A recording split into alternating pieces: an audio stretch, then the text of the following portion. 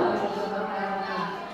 Segala puji bagi Allah yang telah melimpahkan segala nikmat, rahmat, kesehatan kepada kita semua, sehingga pada hari ini kita diberi kesempatan untuk bisa berkumpul bersama.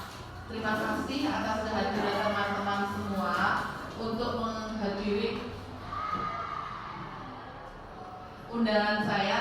Hari ini saya ingin menyampaikan pemahaman mengenai modul 1.4, yaitu budaya positif, sehingga saya ingin berbagi sama teman-teman semua apa yang sudah saya pelajari dan apa yang sudah saya pahami mengenai budaya positif. Nah, terima kasih sekali teman-teman sudah bersedia hadir dalam kegiatan ini. Sebelum kegiatan ini kita mulai, marilah kita awali dulu dengan berdoa. Semua kita awali dengan membaca basmalah bersama. Bismillahirrahmanirrahim.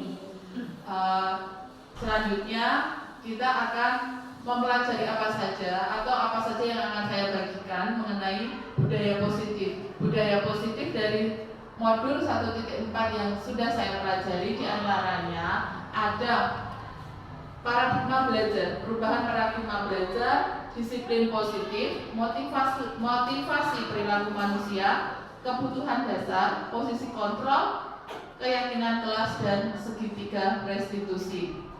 Nah, mungkin teman-teman pernah menghadapi siswa-siswa, setiap hari berinteraksi dengan siswa-siswa, pernah memberikan disiplin. Mungkin kata disiplin itu pernah teman-teman ucapkan di depan siswa atau kita sendiri. Oh, saya itu sudah disiplin. Oh, kalian itu harus disiplin. Nah, dari sana nanti kita akan belajar apa itu sih sebenarnya disiplin dan bagaimana kita bisa melatih siswa-siswa kita supaya bisa disiplin. Oke, kita sebelum lanjut dalam kelas ini, dalam sesi diskusi dan berbagi hari ini, kita sepakati dulu bahwa kita akan belajar bersama. Nanti kita akan berdiskusi bersama. Bukan saya yang lebih pintar, tapi saya hanya berbagi pengalaman, ingin berbagi apa yang sudah pernah saya baca. Nanti kalau teman-teman punya pengalaman dan punya pengetahuan yang lebih, nanti bisa dibagi juga. Selanjutnya, setelah kesepakatan ini kita buat, maka dalam materi modul 1.4 tersebut atau budaya positif itu yang akan kita bahas, topik-topik materi tadi adalah yang pertama mengenai perubahan paradigma belajar. Perubahan paradigma belajar itu pertama gini, dulu kita mungkin tidak memahami apa itu proses belajar. Dulu kadang kita, oh belajar ini manut guru nih, atau guru sebagai pusat pembelajaran. Kita sebagai murid dulu pernah sekolah, apa yang dikatakan guru, apa yang diajarkan guru, yaitu yang akan kita lakukan, itu yang akan kita kerjakan. Nah, sekarang mungkin dengan adanya kita belajar adanya filosofi Ki Hajar Dewantara, Bapak Ibu mungkin pernah mendengar atau pernah membaca apa saja tentang filosofi dari Ki Hajar Dewantara. Di sana Ki Hajar Dewantara itu menyampaikan bahwa kita sebagai pendidik itu ibarat seorang petani. Seorang petani yang awalnya menanam padi. Dari menanam, kita rawat, kita kasih pupuk, kita siangi, kita cabuti rumputnya supaya bisa tumbuh subur, supaya tidak ada hama, supaya nanti hasil yang memuaskan. Itu ibarat petani, kita sebagai guru merawat tumbuh kembangnya anak-anak kita. Jadi anak-anak kita ibaratnya sebagai tanaman tadi, mereka dalam proses tumbuh, mereka dalam proses berkembang. Sehingga kita sebagai guru tinggal merawat. Setiap anak punya potensi masing-masing, setiap anak punya kekuatan masing-masing, setiap anak punya kelebihan, bakat dan minatnya masing-masing. Jadi kita sebagai guru tidak mungkin kita harus berubah pemikirannya bahwa kita harus tinggal merawat saja, mengembangkan potensi tersebut. Kita tidak tidak memaksakan kehendak kita. Oh, kamu harus menguasai matematika, kamu harus bisa semua mata pelajaran yang diajarkan. Mungkin perubahan paradigma belajar itu yang harus kita mulai tanamkan ke dalam diri kita, bahwa sebagai guru kita hanya sebagai fasilitator, perantara, supaya mereka, anak-anak didik kita, bisa tumbuh dan berkembang sesuai kodratnya, sesuai zamannya. Dulu kita lahir dari zaman yang mungkin teknologi belum secanggih sekarang. Dulu kita belajar belum ada HP. Akan berbeda sekarang dengan murid-murid kita yang lahir di zaman yang sudah canggih, di zaman yang sudah serba mudah. Otomatis kita harus mengikuti kodrat tersebut, mengikuti perkembangan zaman, perkembangan anak-anak itu. Bagaimana kita mengarahkan tumbuh kembang mereka supaya optimal, sesuai dengan kodrat alam, kodrat yang sudah dibawa dari diri anak sendiri, bahwa mereka mempunyai, misalnya ada yang bakat seni, misalnya yang punya ada bakat berhitung, atau misalnya ada yang punya bakat keterampilan. Nah, itu tinggal kita pupuk, kita arahkan supaya bakat-bakat tersebut bisa berkembang. Dan kodrat zamannya mereka adalah zaman dengan teknologi canggih. Kita mengarahkan supaya kecanggihan teknologi itu bisa membantu mereka dalam belajar, supaya bisa bermanfaat untuk hidup mereka, bukan malah menjerumuskan ke dalam hal-hal yang negatif. Seperti itu.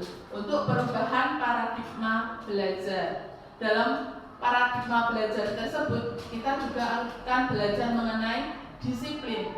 Dalam disiplin itu, kita akan otomatis ketika merawat tumbuh kembang anak-anak itu, kita akan mengajarkan atau melatih anak-anak tersebut dan diri kita sendiri supaya bisa disiplin. Apa dari makna disiplin itu nanti akan kita pelajari. Oke, sebelumnya dari sini kita mau berpendapat, nanti Bapak Ibu silahkan berpendapat. Kalau hukuman, apakah dapat mendisiplinkan anak? Menurut Bapak Ibu bagaimana? Setuju atau tidak? Tidak. Setuju.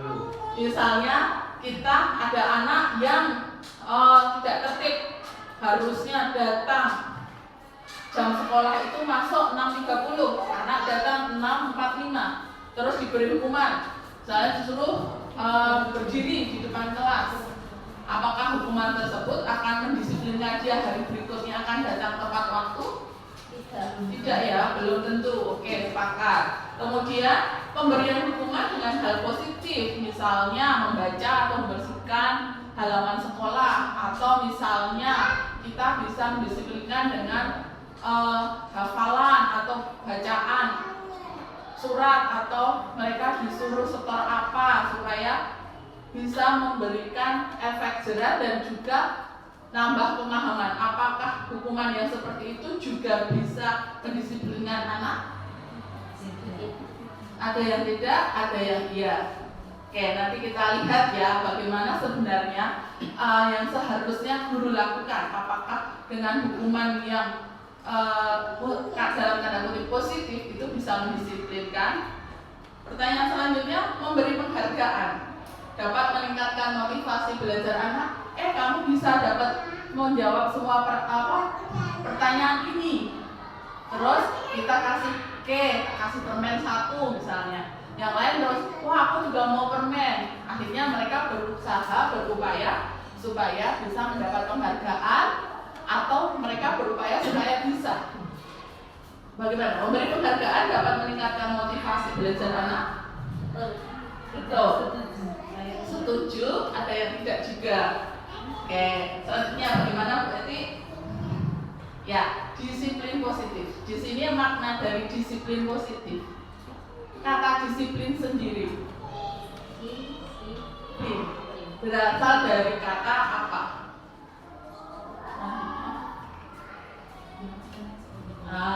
Sekarang ini ada kegiatan sebelum kita masuk ke disiplin positif. Saya bagikan kertas. Berdua berpasangan. Terima kasih Bu. Oh, dua-duanya pegang kertas. Tuliskan dalam kertas tersebut hal yang paling berharga bagi ibu bapak. Yang paling berharga itu anak, apakah yang berharga itu emas, berlian, apakah yang berharga itu ini ada pasangannya betul dengan nah, atau yang berharga itu teman, apakah yang berharga itu pekerjaan, terserah, monggo. Tuliskan satu hal yang paling berharga dalam Bapak Ibu. Pikirkan dan miliki mungkin. Silakan.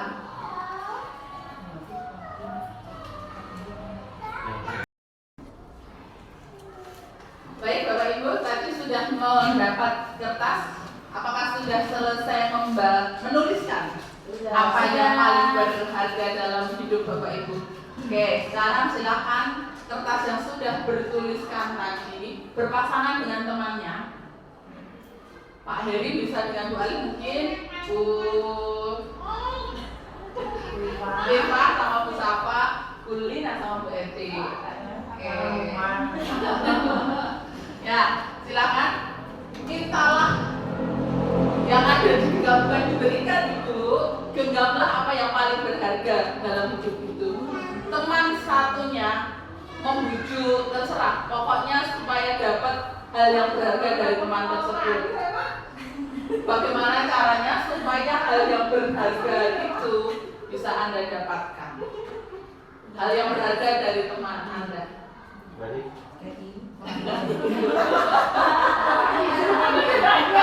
Apa yang Anda lakukan?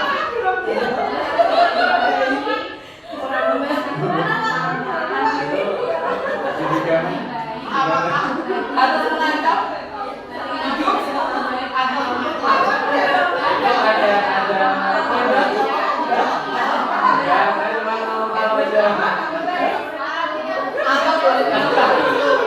apa yang ada di sana?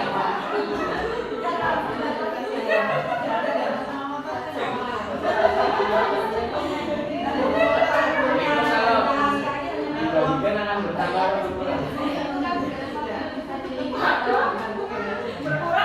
Berkurang.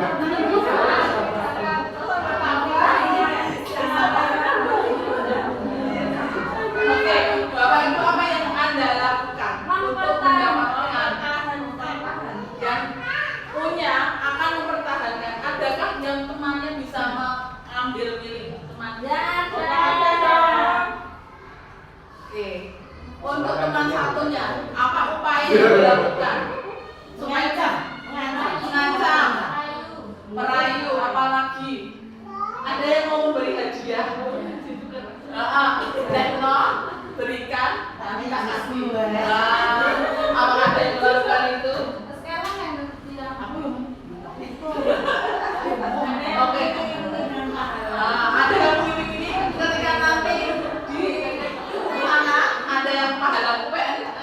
Itu Mungkin banyak hal yang dilakukan Bapak Ibu untuk bisa mendapatkan apa yang diinginkan. Dan yang terjadi di kelas ini, di ruangan ini, tidak ada satupun yang mau melepaskan barang berharga miliknya untuk orang lain. Nah, dari situ kita sesungguhnya siapa yang memiliki kontrol? Diri kita atau orang lain? diri kita sendiri. Nah, disinilah perubahan paradigma yang awalnya dari stimulus respon dan menjadi ke teori kontrol atau pilihan. Saya akan memberikan dengan misalnya ada yang berikan pilihan, kamu tak beri, nanti tak kasih misalnya, atau di sini ada stimulus responnya, misalnya realitas kebutuhan kita sama-sama ingin, kemudian realitas kebutuhan kita yang berbeda. Jadi setiap orang punya kebutuhan-kebutuhan yang berbeda. Di situ kemudian ada juga semua orang melihat hal yang sama. Ini yang stimulus respon tentang dunia ya, pandangan kita terhadap dunia. Kita mencoba mengubah orang agar berpandangan sama dengan kita. Perilaku buruk dilihat sebagai suatu kesalahan. Orang lain bisa mengontrol saya bisa mengontrol orang lain. Memaksakan ada pada saat bujukan gagal. Ketika Anda gagal mendapatkan hal yang Anda inginkan, pasti awas, gelem, Seperti itu adalah sebuah ancaman. Dan mode berpikir menang dan kalah. Kalau nggak dapat berarti aku kalah. Atau mode berpikir kalau aku bisa mendapatkan berarti aku menang. Itu tentang para stimulus, respon tentang dunia. Kemudian teori kontrol tentang dunia. Ada realitas kebutuhan kita yang berbeda. Setiap orang memiliki gambaran yang berbeda. Kita berusaha memahami pandangan orang lain tentang dunia. Semua perilaku memiliki tujuan. Yang satu bertujuan mempertahankan, satunya lagi perilaku untuk mendapatkan atau meraih tujuan tersebut. Hanya kita, Anda semua yang bisa mengontrolnya. Anda tidak bisa mengontrol orang lain. Kolaborasi dan konsensus menciptakan pilihan-pilihan baru, model berpikir menang dan menang, win-win solution seperti itu. Nah, di sini ada skema tentang disiplin positif. Anda tidak bisa mengontrol orang lain, tapi yang bisa Anda kontrol adalah diri Anda sendiri. Jadi di sini kita bisa memaknai bahwa makna disiplin adalah belajar mengontrol diri dengan menggali potensi kita agar tercapai tujuan mulia, yaitu sesuatu menjadi seseorang yang kita inginkan berdasarkan nilai-nilai yang kita hargai. Nah, di sini ada teori motivasi, kemudian 5 posisi kontrol dan 5 kebutuhan manusia. Ini adalah teori kontrol menurut Dr. William Glasser. Teori motivasi untuk menghindari hukuman, jadi melakukan sesuatu, aku akan datang ke sekolah tepat waktu supaya aku tidak dihukum. Itu adalah teori motivasi, jadi bukan dari diri kita, ini disiplin. Untuk mendapatkan imbalan, aku akan menyelesaikan tugas ini karena aku mau dapat hadiah, aku mau dikasih permen, aku mau dikasih jajan. Untuk menghargai diri sendiri. Nah, inilah yang sudah mulai muncul motivasi dari dalam diri. Kalau sudah muncul motivasi dalam diri atau motivasi intrinsik, maka dalam diri siswa tersebut sudah muncul kedisiplinan. Kalau sudah muncul kedisiplinan, maka perilaku dia setiap harinya akan sesuai dengan nilai-nilai kebajikan universal seperti itu. 5 posisi kontrol. 5 posisi kontrol, kadang di sekolah guru itu juga bisa bersifat sebagai penghukum. Ada yang berperilaku seperti itu. Bapak Ibu di sini ada yang kadang kalau sama murid yang bersalah langsung menghukum. Oke, nanti kita akan bahas lagi. Lebih lanjut ini saya baru membacakan mengenai teori kontrol dari Dr. William Glasser. Nanti akan kita bahas satu persatu. Penghukum, pembuat rasa bersalah, teman, pemantau, dan manajer. Di sini paling puncak adalah kita guru seharusnya bisa sebagai manajer bagi siswa-siswa di sekolah kita. Dan adanya penerapan segitiga restitusi. Apa itu segitiga restitusi? Nanti kita juga bahas. 5 kebutuhan dasar manusia. 1. Apa kebutuhan dasar manusia? Sandang, makan, papan. Itu dari sisi fisik. Kalau dari segi fisiologis, psikologis, kebutuhan dasar manusia rasa aman, dihargai, nyaman, kasih sayang, bahagia diterima. Nah, itu kebutuhan dasar manusia. Kalau sandang makan bagi anak-anak usia sekolah, tentu mereka sudah tercukupi dari orang tuanya. Tapi kalau rasa sayang, dihargai, diterima, mungkin mereka juga membutuhkan dari kita juga. Kami atau memaknai disiplin itu seperti apa? Ternyata disiplin itu berasal dari bahasa Latin disciplina, yang artinya belajar. Jadi proses untuk disiplin itu adalah proses belajar. Makna asal dari kata ini berkonotasi dengan disiplin diri dari murid-murid Socrates dan Plato. Ini ada dalam bukunya Diane Glasser. Namun dalam dalam budaya kita, makna kata disiplin telah berubah menjadi sesuatu yang dilakukan seseorang pada orang lain untuk mendapat kepatuhan. Jadi kita kadang dalam keseharian kita membuat makna disiplin itu kalau kamu mau menuruti kata-kataku, kamu mau menuruti aturan-aturan yang aku buat, kamu mau menuruti perintahku, nah itu baru kita memandang orang lain tersebut disiplin.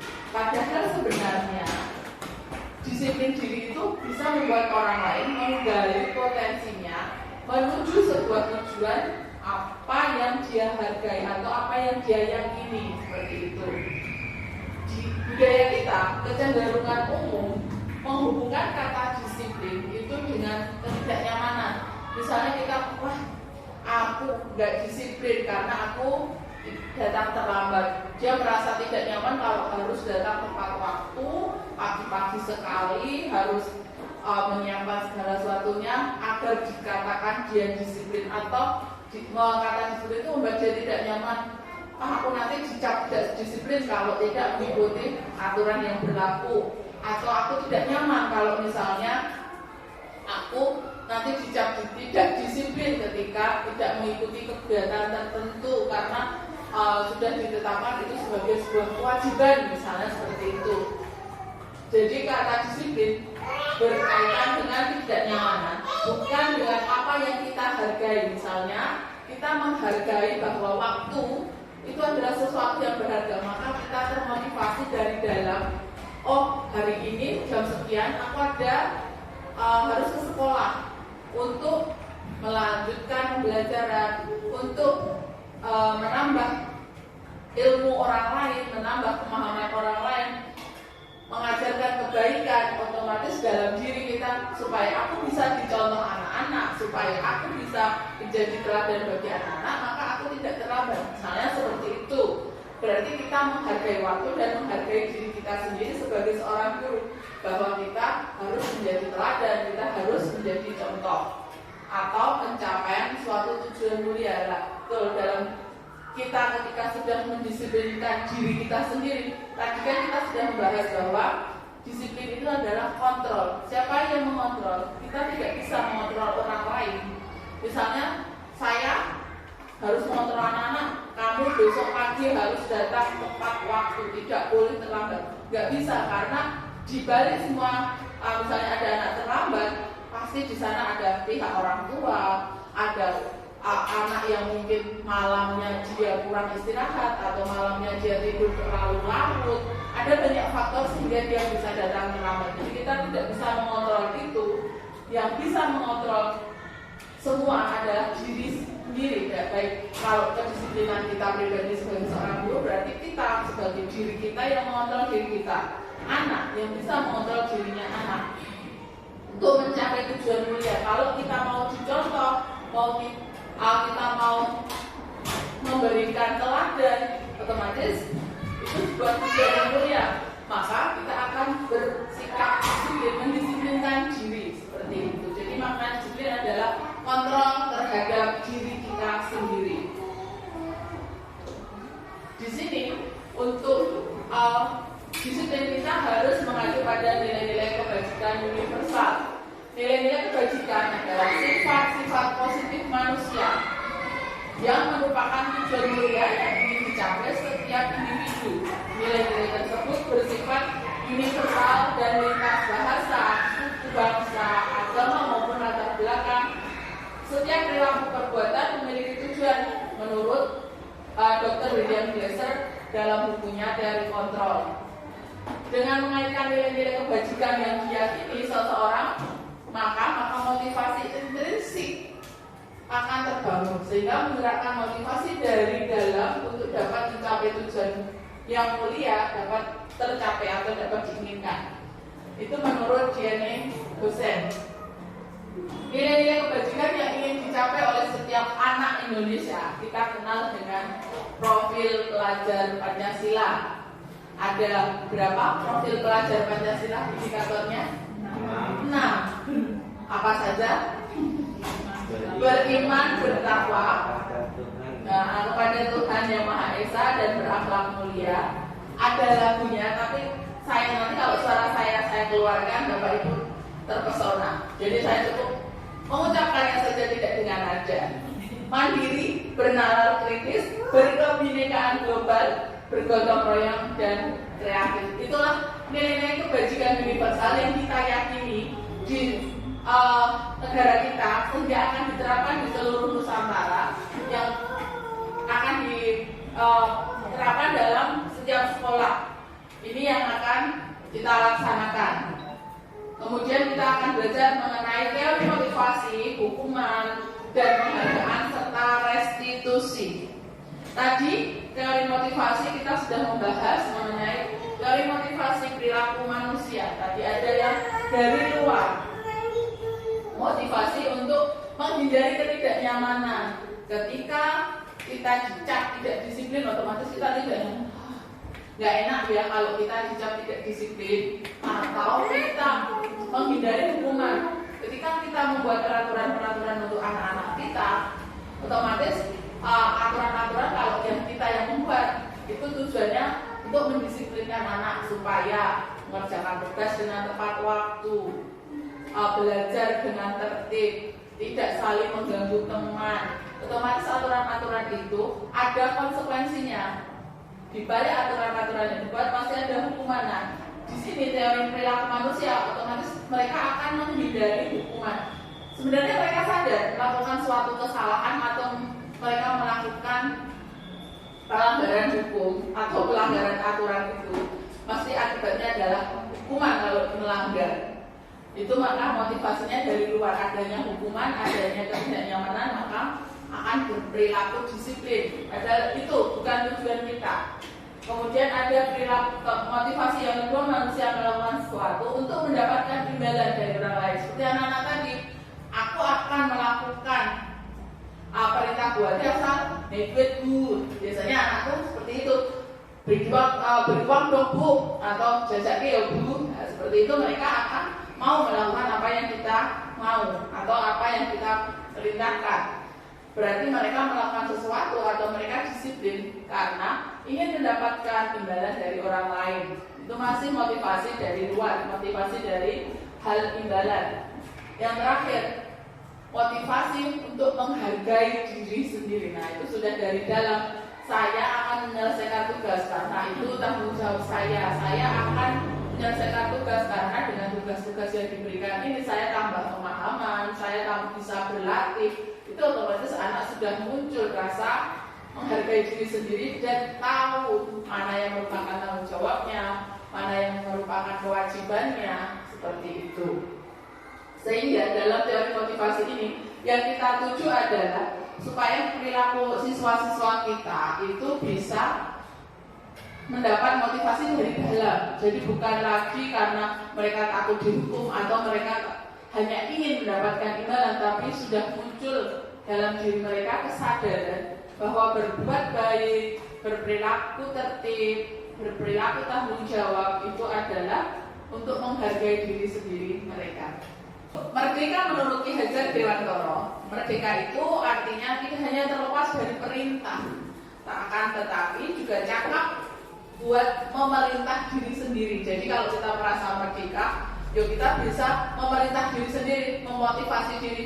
Ayo bangun pagi, ayo gendang, berangkat ben ora telat, ayo laksanakan mengajar, sudah bel, gendang, berdiri dari duduknya, sudah nggak malas-malasan lagi. Itu artinya kita merdeka. Merdeka untuk memerintah diri sendiri. Kadang untuk memerintah diri sendiri itulah yang berat.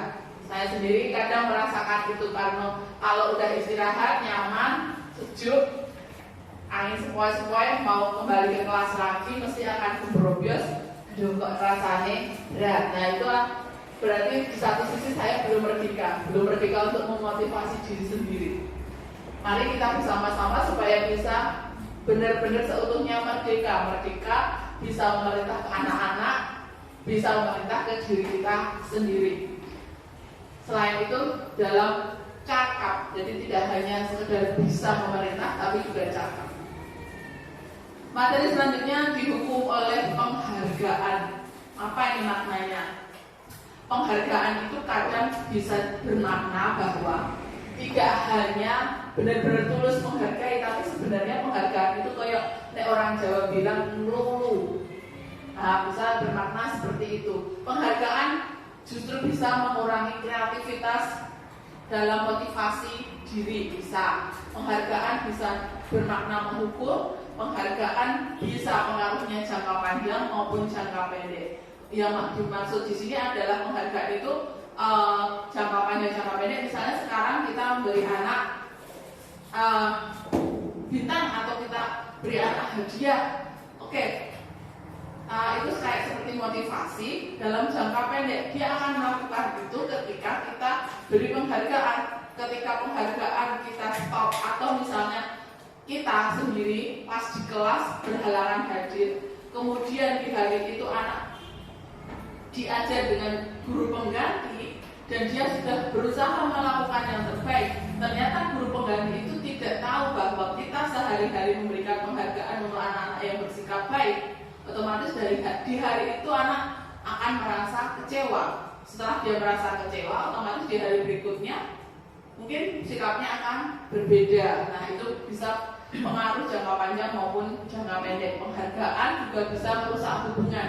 Kita menghargai, misalnya kan ada dua anak duduk bersebelahan. Ketika dua anak itu duduk bersebelahan, yang satu dia dapat penghargaan dari kita karena dia bisa menyelesaikan tugas misalnya. Terus satu anak dia belum selesai bukan karena dia tidak bisa, tapi mungkin kecepatan mengerjakannya dia agak sedikit lambat, tidak mengerjakan sesuai tepat waktu, atau ketika dia selesai kok sudah otomatis penghargaan yang kita berikan kepada si anak yang tepat waktu menyelesaikan tugas akan bisa merusak hubungan kedua anak tersebut. Aku sama-sama selesai, dia dapat penghargaan, saya enggak, atau merusak hubungan dia dengan kita sebagai gurunya. Bisa juga seperti itu. Penghargaan juga bisa menurunkan kualitas. Itulah namanya dihukum oleh penghargaan. Sebenarnya kita itu yang dihukum oleh penghargaan. Hukuman atau konsekuensi, apa bedanya? Ada yang bisa atau sudah pernah mendapat makna dari hukuman itu apa, konsekuensi itu apa, terus apa perbedaannya? Oke, ini loh. Misalnya ada tindakan guru yang memerintah anak atau menyuruh anak catat 100 kali di dalam buku. Saya tidak akan terlambat lagi. Itu ketika dia terlambat datang sekolah, terus kita nyuruh anak, nah, kamu karena terlambat, silahkan tulis. Saya tidak akan terlambat kali, suruh nulis 100 kali. Itu bentuk hukuman atau konsekuensi? Hukuman. Lari mengelilingi lapangan 2 kali karena terlambat ke sekolah. Hukuman. Oke. Murid diminta push up 15 kali karena tidak menggunakan masker ketika pandemi kemarin misalnya. Hukuman. Menggantikan kertas tugas teman yang telah dicoret-coret misalnya. Konsekuensi. Membersihkan tumpahan air di meja karena tersenggol pada saat belajar. Konsekuensi. Murid disuruh untuk mengenakan sepatu seharian di sekolah karena tidak mengenakan sepatu hitam. Misalnya kan aturan di sekolah, kalau berangkat sekolah harus pakai sepatu hitam. Nah, dia sepatu hitamnya mungkin baru basah atau kotor. Hari itu dia berangkat ke sekolah menggunakan sepatu tidak berwarna hitam, terus sama gurunya diminta mengenakan nggak usah pakai sepatu sekalian seharian di sekolah. Itu hukuman atau konsekuensi? Hukuman. Oke, nanti kita lihat. Jadi ada yang menilai itu konsekuensi, ada itu hukuman. Ada yang bisa membedakan kok bisa ini hukuman, kok itu bisa konsekuensi. Kira-kira dari tindakan-tindakan itu ada sebab, ada akibat. Itu yang apa? Konsekuensi. Yang konsekuensi. Kalau yang hukuman? Untuk pelanggaran. Oke, betul. Itu dari Bu Ria. Kemudian ini masih ada contoh lagi. Ini jawabannya. Kita cocokkan tadi dari jawaban Bapak Ibu. Apakah jawaban yang disebutkan tadi betul sesuai dengan yang di sini? Betul, karena sepatunya hukuman. Ya, sepatu itu hukuman. Ini nggak pakai sepatu. Dia nggak sepatu susah. Mereka sepatu susah. Oke, lanjut. Perbedaan hukuman dan konsekuensi ini seperti ini. Jadi kalau hukuman itu sesuatu yang menyakitkan bagi anak. Kon nulis 100 kali, kan capek, menyakitkan. Atau lari keliling lapangan, capek, menyakitkan loh. Mungkin dia akan seharian nganggo sepatu, juga menyakitkan, membuat anak sakit fisik maupun hati. Untuk jangka lama maupun jangka pendek. Anak bisa membenci kedisiplinan. Merupakan paksaan, itu kan guru si akon. Jadi dia terpaksa melakukan itu, mendorong anak bisa menyakiti diri sendiri. Konsep diri yang buruk, jadi bisa menumbuhkan konsep diri yang buruk. Anak belajar untuk menyembunyikan kesalahan karena ada itu, jadi dia kalau bersalah akan nggak ngaku gitu. Marah, merasa bersalah, dipermalukan, merasa tidak dihargai. Itu kalau hukuman. Perbedaannya dengan konsekuensi. Konsekuensi itu sesuatu harus terjadi. Jadi ada penyebabnya. Itu konsekuensi. Membuat anak merasa tidak nyaman dalam jangka waktu hanya pendek saja. Konsekuensi saat itu saja. Anak menghargai disiplin. Ada stimulus tanggapan. Mendorong anak agar mudah menyesuaikan diri, konsep diri yang baik. Anak belajar mematuhi peraturan. Jadi sudah ada rule-rule yang ditetapkan, kesepakatan yang dibuat. Nah, itu ada yang tidak beres. Nah, baru itu ada konsekuensinya. Kehilangan hak, dibuat tidak nyaman, diasingkan untuk sementara. Itu perbedaan dari hukuman dan konsekuensi. Di sini ada hukuman yang dari identitas gagal menjadi identitas sukses. Hukuman itu adalah sebuah identitas gagal. Kemudian kalau disiplin itu bisa dimulai dari konsekuensi dan diakhiri dengan restitusi. Itu bisa menghadirkan identitas sukses. Ada perilaku-perilaku yang sesuatu menyakitkan harus terjadi tadi kan untuk hukuman. Sesuatu menyakitkan terjadi untuk hukuman, sesuatu harus terjadi, ada penyebabnya, itu konsekuensi. Kemudian untuk restitusi, di sini kita tambah dengan restitusi. Restitusi merupakan pilihan menguatkan untuk murid. Jadi dalam jangka waktu lama murid lebih terkuatkan dengan adanya restitusi. Murid atau siswa yang tadi mendapat konsekuensi tadi akan mendapatkan ganti, atau korban akan mendapatkan ganti. Murid atau anak mendapatkan penguatan, masalah menjadi terpecahkan. Murid belajar bertanggung jawab untuk perilakunya, fokus pada pemecahan masalah dalam jangka waktu panjang. Apa yang kamu yakini? Ada pertanyaan-pertanyaan yang kita lontarkan ke anak. Apa yang diyakini? Apa yang sudah kamu lakukan untuk memperbaiki masalah itu? Murid akan menghormati. Ini untuk contoh restitusi. Belum ke sana. Sebelumnya, apa itu restitusi? Restitusi adalah proses menciptakan kondisi bagi murid untuk memperbaiki kesalahan mereka, sehingga mereka bisa kembali pada kelompok mereka dengan karakter yang lebih kuat. Restitusi juga merupakan proses kolaboratif yang mengajarkan murid untuk mencari solusi untuk masalah yang berbeda. Masalah mereka membantu murid berpikir tentang orang seperti apa yang mereka ingin menjadi sesuatu atau menjadi apa. Bagaimana mereka harus memperlakukan orang lain. Ini makna restitusi yang disampaikan oleh Diane Gosen. Ciri-ciri restitusi ini ada melibatkan atau mengembalikan pada murid yang berbuat salah. Kemudian bukan untuk menebus kesalahan, namun untuk belajar dari kesalahan, memperbaiki hubungan. Ada tawaran, bukan paksaan, kamu harus. Nah, itu kan tadi hukuman. Itu paksaan. Kalau dalam restitusi kita tawarkan, maukah kamu atau kan apakah kamu bersedia? Itu adalah sebuah tawaran. Restitusi menuntut untuk melihat ke dalam diri. Restitusi mencari kebutuhan dasar yang mendasari tindakan. Jadi kita bertanya terlebih dahulu kepada siswa, mengapa kamu berbuat seperti itu? Misalnya, mengapa kamu terlambat? Otomatis di sana kita mencari kebutuhan dasar yang tidak terpenuhi sehingga dia terlambat. Mungkin kebutuhan dasar dia di rumah tentang perhatian orang tua, membangunkan, atau orang tua yang terlalu sibuk sehingga anak harusnya terkontrol, malamnya tidur tepat waktu, paginya harus dibangunkan, tidak terkontrol. Itu kan mungkin ada kebutuhan perhatian dari orang tua yang tidak terpenuhi. Jadi kita mencari sebuah kebutuhan dasar dari perbuatan mereka yang sudah dilanggar tadi. Oke, restitusi adalah cara yang paling baik. Restitusi fokus pada karakter, bukan tindakan. Dan untuk menuju ke restitusi, maka kita harus membuat keyakinan kelas terlebih dahulu. Mengapa? Mengapa kita harus membuat keyakinan kelas? Ini ada pertanyaan romantik. Mengapa kita memiliki peraturan harus menggunakan helm bila mengendarai kendaraan roda 2?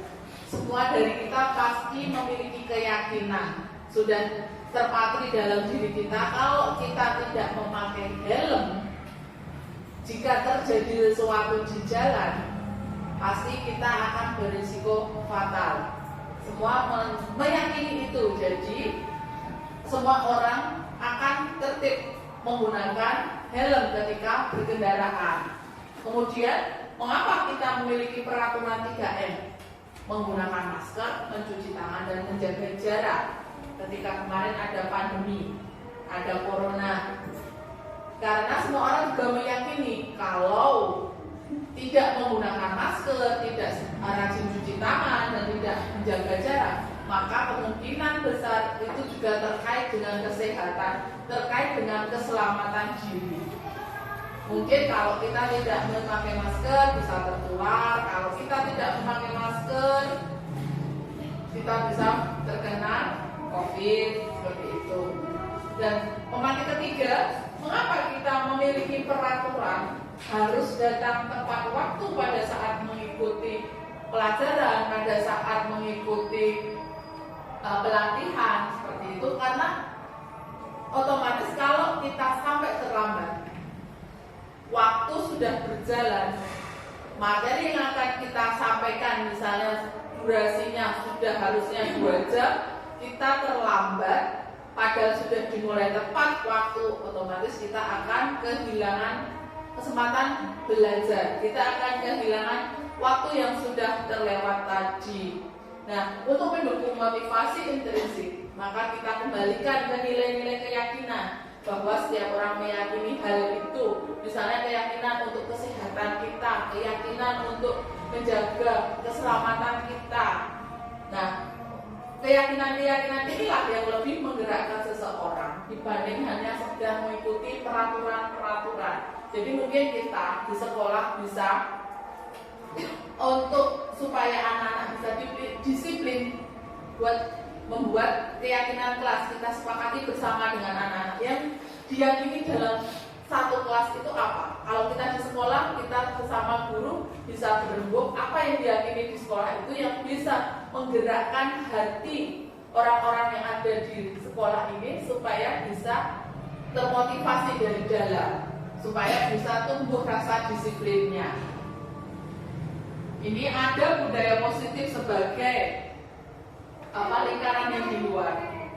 Di dalamnya ada lingkungan yang positif. Jadi untuk menumbuhkan budaya positif, kita harus butuh lingkungan yang positif. Untuk menumbuhkan lingkungan yang positif, kita perlu keyakinan kelas. Nah, keyakinan kelas atau keyakinan sekolah itu kita sepakati bersama, bukan kita sebagai guru yang menyusun, tapi kita sepakati bersama anak-anak. Nah, kalau di sini ada peraturan, kira-kira kalau kita mau membuat keyakinan kelas, selalu kembalikan buku ke tempatnya. Nah, ini kan kata perintah, selalu kembalikan buku ke tempatnya. Sebaiknya kalimat peraturan dalam peraturan itu kan kita bukan yang membuat, tapi kita bersama-sama anak membuat keyakinan kelas. Keyakinan kelas yang ingin kita tuju seperti apa? Kalau kembalikan buku ke tempatnya, keyakinan itu kan dari ada kita memakai helm itu supaya kita selamat, kita menggunakan masker supaya kita tercegah dari, atau keyakinannya adalah untuk menjaga kesehatan. Kita datang tepat waktu, keyakinannya adalah kita komitmen terhadap waktu. Nah, kalau kita meminta anak, kan ada peraturan selalu kembalikan buku ke tempatnya. Berarti keyakinan kelas yang harus kita sepakati bersama anak adalah merapikan buku setelah dibaca. merapikan buku setelah dibaca. Maksudnya keyakinan kelas di sini adalah sebuah kata kesepakatan positif tadi kan keselamatan, menjaga keselamatan, menjaga kesehatan, komitmen. Itulah keyakinan kayak profil pelajar Pancasila. Tadi kan nilai-nilai universal. Jadi nilai universalnya yang perlu diyakini itu apa gitu loh maksudnya. Buku yang kata aku yang buat nyaman. Apa? Kenyamanan. Oke. Dari peraturan-peraturan itu kan ada dilarang mengganggu orang lain. Nanti kita lihat jawabannya seperti apa ya. Dilarang mengganggu orang lain. Hadir di sekolah itu juga tentang waktu. Bisa ini keyakinan kelasnya adalah komitmen. Dilarang melakukan kekerasan. Dilarang menggunakan narkoba, bergantian atau menunggu giliran. Gunakan masker, jangan berlari ketika di koridor. Nah, itu keyakinan kelasnya yang dimaksud adalah seperti ini. Di keyakinan kelas tanggung jawab. Jadi kita harus bersama-sama anak meyakini kalau kita sebagai warga kelas harus sama-sama melakukan tanggung jawab. Seperti itu.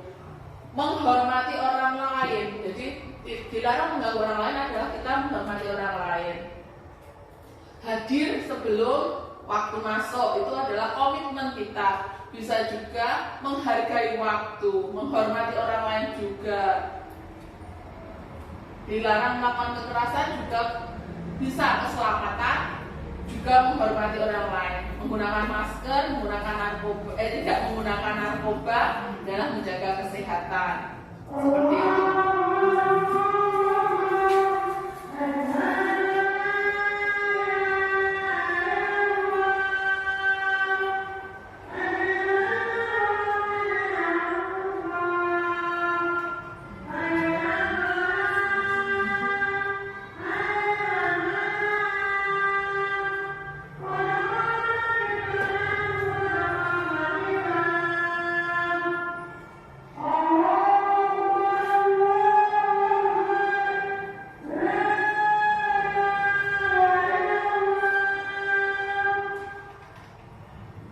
Kita lanjutkan untuk kebutuhan dasar manusia. Tadi kita secara fisik kita butuh ada sandang, pangan, papan. Nah, secara fisiologis, psikologis ada rasa kasih sayang, rasa diterima, penguasaan. Kadang kita pribadi pengen menguasai orang lain. Wah, kayaknya kalau aku bisa membuat dia nurut sama aku, nah itu kan kayaknya penguasaan, kesenangan, kebebasan. Itulah kebutuhan dasar manusia untuk bertahan hidup di lingkungan sosial. 5 posisi kontrol tadi di awal kita sudah bahas. 5 posisi kontrol tadi. Pertama apa? Masih ingat ya yang pertama tadi? Penghukum, betul. Apalagi kritik. Iya, penghukum, membuat orang merasa bersalah sebagai teman, pemantau dan manajer. Posisi yang paling bagus sebagai seorang guru itulah dari puncak manajer. Penghukum ini yang bagaimana? Misalnya gurunya berkata begini, menghardik, menunjuk-nunjuk, menyakiti sampai menyindir, itu termasuk dia bersikap sebagai penghukum. Kamu itu loh, nah seperti itu penghukum. Dikandani ngeyel sambil tunjuk, itulah penghukum. Orang sing jibit berarti mencubit, berbuat sebagai penghukum, berkata kalau kamu tidak melakukan, awas ya, rasakan. Itu juga penghukum. Hasil siswanya apa? Dia tentu apakah akan melakukan apa yang kita tuju, apa yang kita inginkan? Enggak. Malah enggak toh, dia malah justru memberontak, menyalahkan. Gara-gara dia loh Bu, atau dia akan berbohong, bukan aku loh Bu. Seperti itu hasil dari ketika kita menjadi seorang penghukum.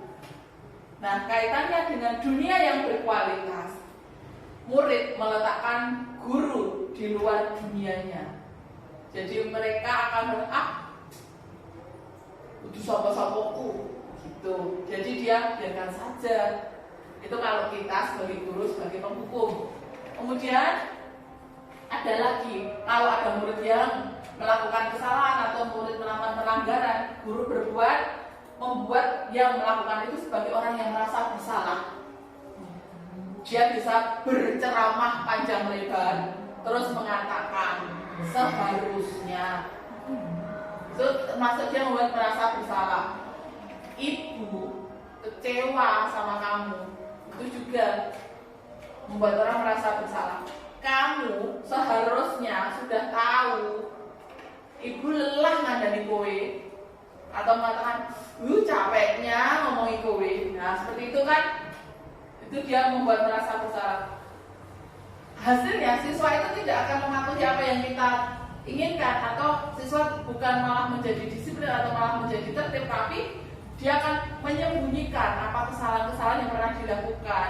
Dia akan menyangkal dan menuduh orang lain yang berbuat atau berbohong. Di sini posisi siswanya akan murid meletakkan guru di dalam dunia berkualitas. Pasti kalau karena dia dibuat merasa bersalah, otomatis dia akan maaf ya Bu. Sekedar ucapan maaf dari murid siswa. Yang ketiga, atau tengah-tengah, ini guru berperan sebagai teman. Guru berkata, membuatkan alasan-alasan, misalnya, kamu mesti melakukan ini karena, atau pasti kamu guru akan kayak membela, kayak jadi teman gitu. Atau yang kedua, guru bisa berkata, ayolah lakukan demi ibu. Masa kamu nggak mau nolong ibu? Atau masa sih kamu membiarkan ibu? Nah, seperti itu. Atau ingat tidak, ibu kan pernah bantu kamu, atau ibu kan selalu jadi teman kamu. Pasti kadang terucap kata itu. Sehingga ini hasilnya anak ketergantungan. Ketika tidak ada guru yang sebagai teman tadi, dia akan merasa meletakkan guru sebagai orang yang sangat penting. Saya pikir bapak ibu itu teman saya. Ternyata, jadi ketika kita meletakkan diri kita sebagai teman, suatu saat anak tersebut melakukan kesalahan yang lebih berat atau lebih dibanding yang sebelumnya, kita terus otomatis kita akan lebih, tindakan kita mungkin bisa membuat bersalah atau menghukum. Dan anak ini akan berubah, merasa gurunya tadi bukan temannya lagi. Jadi saya pikir dia akan berubah seperti itu. Kemudian untuk memantau, kalau guru yang bertipe pemantau ini, dia punya data konkret. Loh, kamu sudah 15 kali terlambat. Hari ini alasanmu hari ini adalah dia punya data-data lengkap. Terus mengukur terlambat berapa menit. Hari ini terlambat berapa menit, seperti itu. Dia punya data-data lengkap, itu pemantau. Kemudian akan mengembalikan apa peraturannya, itu pemantau. Menyesuaikan diri. Hasilnya siswa akan menyesuaikan diri bila diawasi saja. Kemudian kaitannya dengan murid meletakkan guru, peraturan, dan hukum di dunia berkualitas. Berapa banyak bintang yang harus saya kumpulkan. Misalnya kalau kelas 1 dapat bintang, atau anak-anak SD dapat bintang, dia jadi akan melakukan sesuatu karena kayak ada motivasi mendapatkan bintang seperti itu. Identitas berhasil. Ini manajer, guru sebagai manajer, dan siswa akhirnya bisa menghargai dirinya sendiri. Gurunya berkata, dengan mengajukan pertanyaan-pertanyaan saja, apa yang kita yakini, apa yang bisa kau kerjakan untuk memperbaiki kesalahan, menguatkan pribadinya, atau kita mendukung. Misalnya, ibu tahu kamu berbuat seperti itu, kalau ibu jadi kamu, pasti ibu juga akan melakukan hal yang sama. Jadi meletakkan posisi kita ke anak. Murid akan meletakkan dirinya sebagai individu yang positif, jadi tidak merasa bersalah, tidak merasa dihakimi. Dia akan meletakkan individu dirinya sebagai yang positif dalam dunia yang berkualitas. Kemudian akhirnya dia akan berkata, bagaimana ya cara saya bisa memperbaiki masalah ini, seperti itu. Itu untuk yang 5 posisi kontrol. Nah, pernyataan-pernyataan ini, saya kecewa sekali dengan kamu. Ini tadi posisi sebagai membuat orang yang merasa bersalah. Kamu tidak pernah benar melakukannya. Otomatis itu guru sebagai penghukum. Ayo lakukan demi ibu atau demi bapak. Itu guru sebagai teman. Apakah kamu mau mendapatkan stiker bintang hari ini? Itu pemantau. Bagaimana kamu bisa menyelesaikan masalah ini? Itu sebagai manajer, kamu selalu yang paling terakhir. Itu penghukum. Baik, Bapak Ibu, kita lanjutkan dengan segitiga restitusi. Apa itu segitiga restitusi? Ada yang sudah pernah mendengar atau belajar? Barusan. Oke, baik. Mari kita lanjutkan. Segitiga restitusi ya bentuknya segitiga. Dimulai dari mana? Segitiga restitusi itu ada sisi bawah, kanan, dan kiri. Seperti ini, segitiga restitusi. Yang pertama, menstabilkan identitas untuk membuat anak yang merasa gagal karena sudah berbuat salah menjadi positif terhadap dirinya. Kemudian di sini ada validasi kebutuhan, membantu murid mengenali basic atau kebutuhan dasar yang ingin dipenuhinya ketika melakukan kesalahan itu. Seperti tadi, misalnya dia terlambat. Ketika dia terlambat, kenapa, ada masalah apa dibalik dia sampai terlambat tadi? Otomatis awalnya dia kan merasa gagal karena tidak bisa datang tepat waktu. Di sini kita menstabilkan sebenarnya kalau dia terlambat itu bukan dia yang negatif. Jadi kita stabilkan supaya dia merasa enggak buruk-buruk amat gitu loh. Kemudian divalidasi kebutuhannya. Kenapa? Kita dengan bertanya-bertanya saja nanti anak akan menemukan penyebab dia sampai terlambat, sehingga kita bisa mengetahui kebutuhan psikologis apa yang tidak terpenuhi, misalnya perhatian, kasih sayang, atau apa yang menyebabkan dia terlambat. Jadi di sini kebutuhan dasar yang ingin dipenuhi ketika melakukan kesalahan, atau misalnya kita punya anak yang super hiper di kelas, terus seperti dia kayaknya kalau di rumah kurang diperhatikan, maka di kelas atau di sekolah dia mengganggu teman supaya guru memperhatikan dia. Itu kan otomatis ada kebutuhan yang tidak terpenuhi di sana. Setiap tindakan manusia memiliki tujuan, itu kuncinya. Yang terakhir, kita menanyakan keyakinannya. Jadi dia tadi sudah positif ya terhadap dirinya, dia salah itu hal yang wajar misalnya seperti itu. Kemudian kita kembalikan, sebenarnya ada keyakinan yang sudah kita yakini bersama. Kalau datang terlambat, itu sesuai nggak dengan keyakinan yang sudah kita yakini bersama. Misalnya mengganggu teman itu termasuk keyakinan yang tidak menghormati orang lain. Nah, kita kembalikan ke anak, perbuatan itu tadi sesuai tidak dengan apa yang kita yakini bersama. Kalau tidak, mengapa? Atau apa yang bisa kita lakukan atau kamu lakukan untuk memperbaiki itu, seperti itu. Jadi kita bukan menjudge, wah ini wes terata gara PR. Nah, karena itu membuat anak semakin negatif, dirinya tidak positif lagi. Seperti ini. Intervensi, jadi kita akan menanyakan, apakah kamu ingin berbuat lebih baik? Apakah saat ini kamu sedang menjadi orang yang sedang kamu inginkan? Apakah seperti ini yang kamu inginkan? Misalnya dia suka mengganggu, usil sama temannya, apakah itu yang sebenarnya dia inginkan? Apakah kamu bisa mengubah kegiatan kamu saat ini menjadi sikap yang lebih membantu? Ini pertanyaan-pertanyaan yang bisa kita ajukan kepada siswa yang saat melakukan restitusi. Apakah wajar membuat kesalahan? Bisakah kita memperbaikinya? Apakah yang kamu lakukan saat ini sesuai? Oke atau tidak? Kapan kamu siap untuk memulai memperbaiki? Atau peraturannya apa? Sepertinya kamu punya masalah. Saya bisa bantu apa? Saat ini kamu seharusnya berbuat apa? Apa yang bisa saya bantu agar kamu bisa melakukannya? Apakah saya bisa bantu kamu agar dapat segera memulai memperbaiki? apakah tugas kamu saat ini, bagaimana kamu ingin diperlakukan pada kegiatan ini. Nah, itu pertanyaan-pertanyaan nanti bisa kita ajukan kepada siswa ketika kita melakukan restitusi.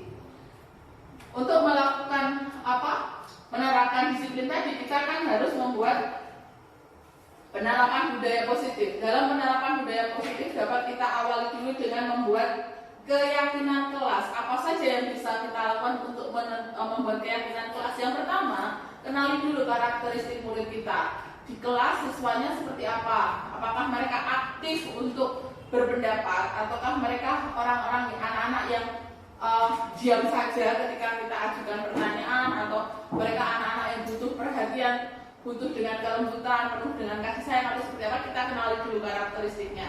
Siapkan alat dan bahannya untuk membuat kesepakatan atau keyakinan kelas tersebut.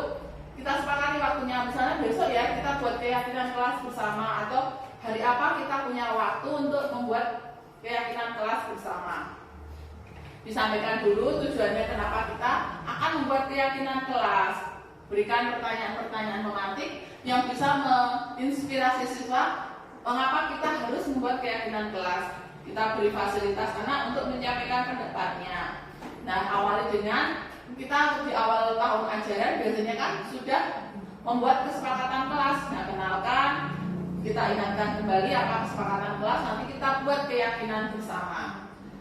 Kenalkan pada nilai-nilai universal tadi, ada peduli, saling menyayangi, menghargai, tanggung jawab, menjaga keselamatan bersama. Itu adalah nilai-nilai universal yang diyakini semua orang, bahwa anak juga di sekolah itu juga harus menjaga keselamatan, baik dirinya maupun temannya, menghormati orang lain, menghargai orang lain. Kita akan buat keyakinan-keyakinan seperti itu, kita tanamkan kepada anak. Kemudian bantu anak mulai dari diri, mulai hari ini menguatkan perilaku-perilaku yang positif, tegas, konsisten, dan penuh kasih sayang. Guru akan menjadi role modelnya. Seperti kata Bu Tia kemarin, siswa akan melihat Buadi seperti apa, maka itu yang akan dicontoh anak. Kalau Buadi itu yang orangnya suka marah-marah, anak pasti juga ikut suaranya suka membentak-bentak. Itulah anak yang ada di kelas adalah cerminan saya bagaimana. Bisa seperti itu. Nanti bisa dilihat bagaimana 5 fatwa. Berikan kesempatan pada anak untuk belajar dari kesalahannya, berikan kepercayaan dan tanggung jawab kepada anak. Untuk contoh restitusi yang sudah saya lakukan, bisa melihat video berikut ini.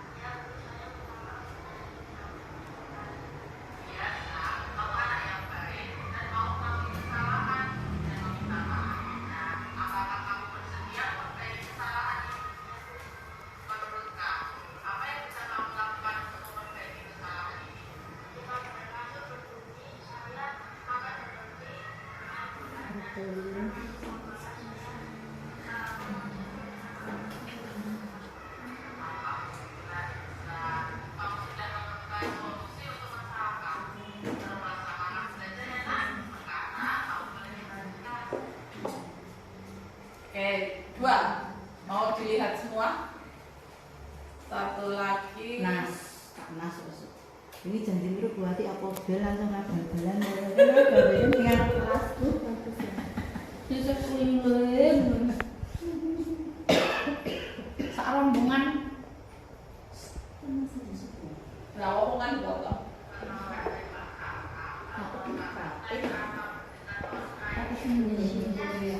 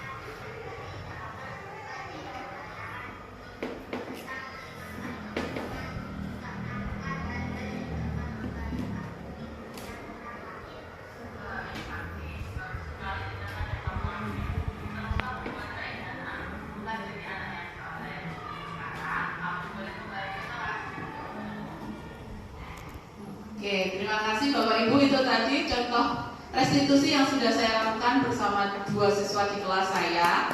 Nanti bisa kita praktek bersama-sama dengan murid-murid yang lain. Bapak Ibu juga bisa mempraktekannya dengan siswa di kelas Bapak Ibu. Kemudian terima kasih sekali atas waktunya yang sudah diluangkan untuk menghadiri acara ini. Kurang lebihnya saya mohon maaf.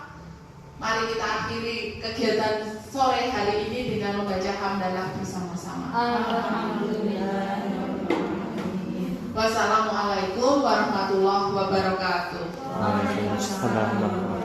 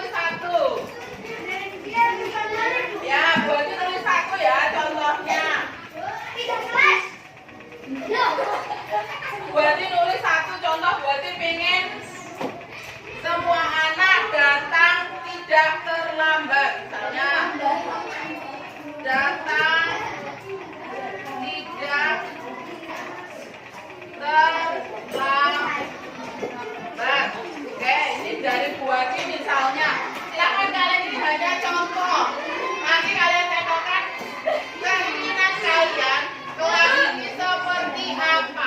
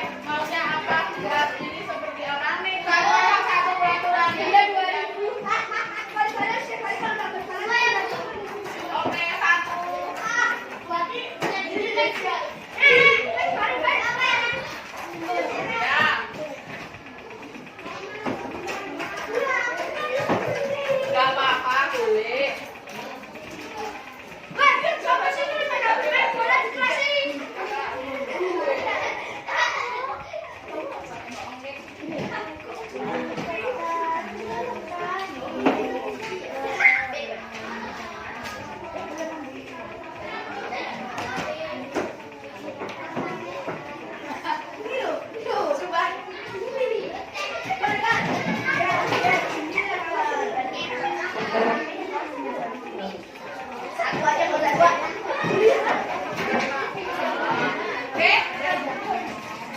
Halo, yang sudah menemukan kembali ke tempat duduk. Ayo peserta. Yang sudah menemukan kembali ke tempat duduk.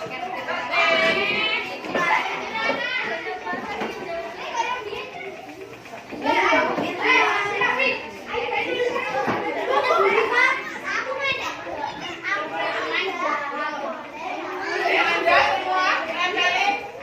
Halo, semuanya sudah nempelin belum? Yang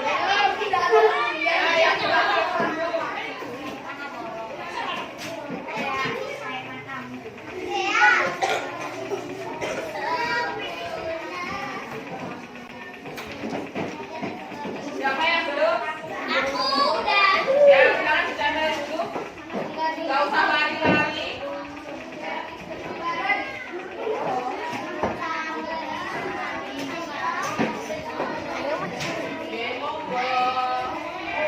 Yang sudah silakan duduk rapi, duduk ya. Ya. Apa ini ya? Aku nggak.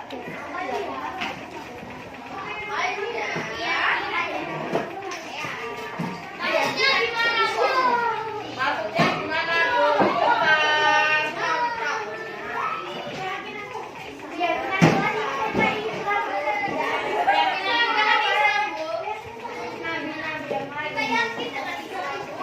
Oke, keyakinan kita Islam Bu. Semua yakin bahwa Islam adalah agama yang benar. Oke, siapa yang belum menempel? Sudah? Sudah.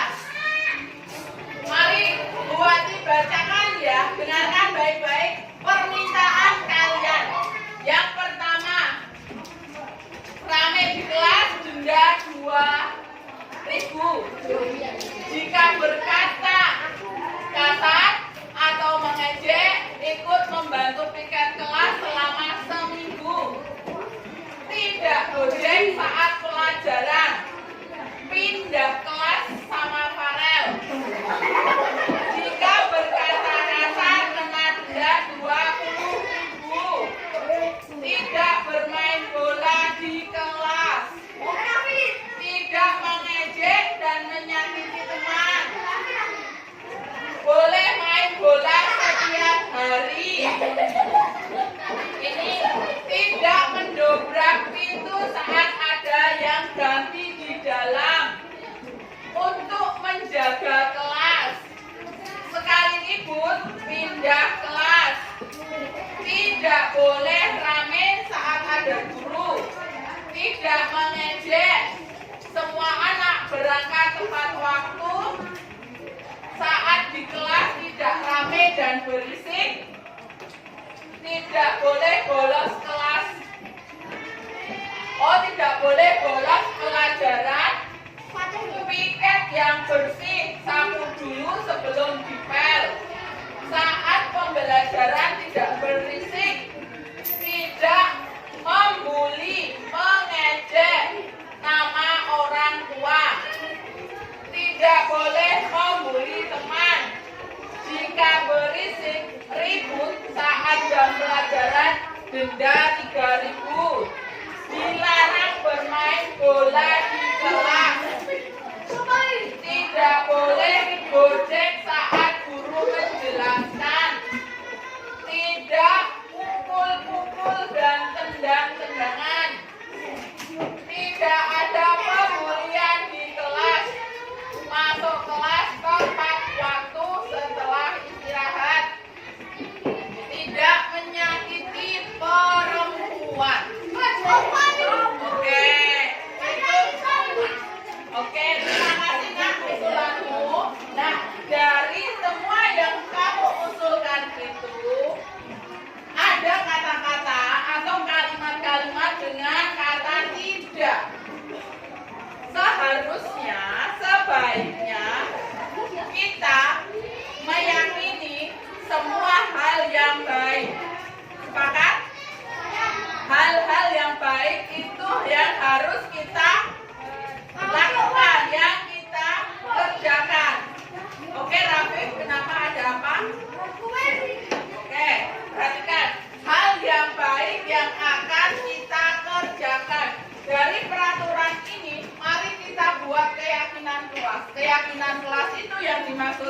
hal-hal yang baik. Hal-hal yang baik yang boleh dikerjakan. Hal-hal yang positif yang bisa kita yakini bersama bisa membawa kita kepada kebaikan, bisa membawa kita kepada perilaku-perilaku yang baik.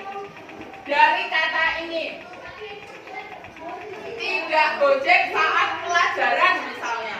Hal positif dari sana apa coba? Tidak positif. Tidak gojek saat pelajaran artinya hal positifnya apa? Memperhatikan guru atau menghargai. Oke. Menghargai orang yang sedang berbicara. Iya toh? Oke. Artinya ketika ada guru menjelaskan, kan sedang berbicara. Kamu tidak gojek, tidak rame, tenang. Ini kan sudah mencakup semua. Menghargai orang yang sedang berbicara, baik sedang berbicara di depan kelas atau berbicara misalnya Bapak Ibu guru baru ngobrol berdua. Kamu boleh nggak menyela? Bu. Nah, kayak gitu boleh nggak? Tunggu dulu sampai mereka selesai bicara. Itu artinya menghargai. Jadi keyakinan ini, perilaku ini akan kita terapkan di kelas maupun di luar kelas. Oke, yang kedua, mari kita lihat dari apa? Kalimat yang membuat ada yang terbang. ML lagi yang terbang. Tidak mengejek dan menyakiti teman. Tidak mengejek dan menyakiti teman. Semua siapa yang mau disakiti di sini? Di kelas ini ada nggak yang mau disakiti? Ada yang pengen disakiti? Enggak ada. Ada yang mau kalau diejek? Enggak ada.